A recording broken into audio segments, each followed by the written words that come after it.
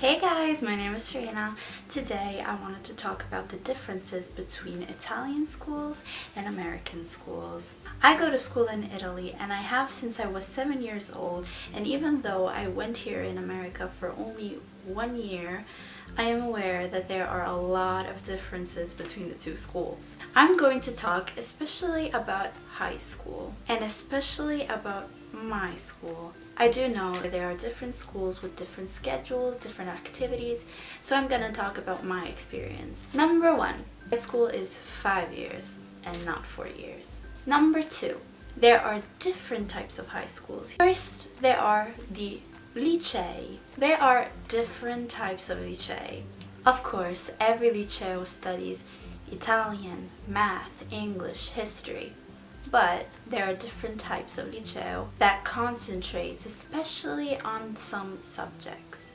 For example, there is Liceo Classico, where you study especially Italian, literature, Greek, and Latin. Then there is Liceo Scientifico, where I go, and you study especially math, science, and physics. Then there is Liceo Linguistico, where you study especially languages like German, Spanish, French, English. Then we have Liceo delle Scienze Umane, where you study psychology.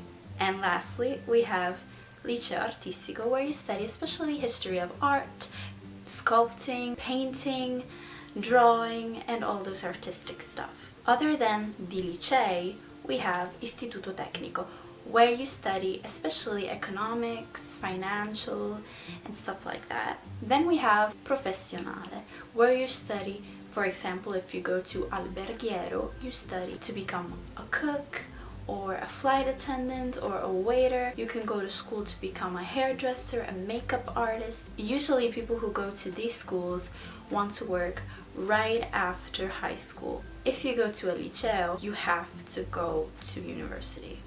I don't like the fact that when you're 13 or 14, you have to decide what you want to study, and I think you are too young to know that. I didn't know what I wanted to do, and I still don't know, so I decided Liceo Scientifico because I will have a lot of different options when I finish.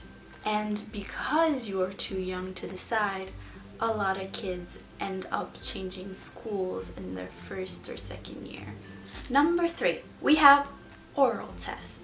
Yes, we do have essays, math tests, and all those written tests, but we also have oral tests. For example, we study a chapter of history, and then the next day, the next week, whatever, we go to the teacher and we explain to her what we have studied. And I think it's great because you practice on your speech. Number 4, we don't have as much equipment as American schools do. Yes, we have gyms, we have computers, we have tennis rackets and stuff like that, but we don't have as much. Sometimes we don't even have toilet paper in the bathrooms and we have to bring our own tissues. Number 5, we don't participate in as much clubs as American students do.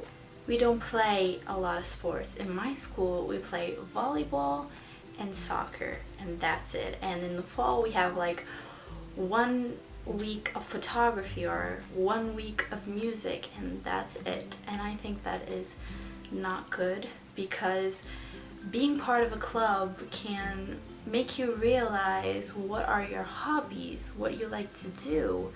You can experience things. A nice thing that I do since my 3rd year is volunteer at a place where I help kids do homework. Number 6, we don't have a cafeteria. At my school, we go from 8 to 2, then we go home and we eat lunch at home. We only have a 15-minute break at 11 where we go eat a sandwich or a piece of pizza, and then we go back to study. Number 7, and this is a thing that I really like, we have amazing school trips. Last year, we went to Poland and it was amazing. I don't know if they have these amazing trips here in America, but I know they are study abroad, maybe in college, but these trips are just great experiences. Number 8, I know that in America, students in junior and senior year take the SATs. don't have that. We have esame di maturità, which is at the last 2 months of your 5 years of high school.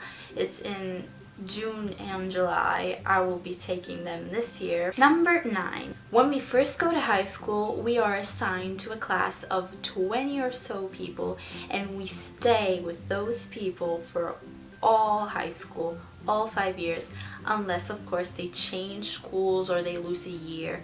But yeah, we don't change classes. We just stay in a classroom and the teachers come to us. And lastly, number 10, the grades. We don't have A, B, C, D, and F, but we have grades from 1 to 10. 1 being the least and 10 being the highest. These are the major differences that I've noticed between American high schools and Italian high schools. Hope you liked this video, and I'll see you in the next one. Bye!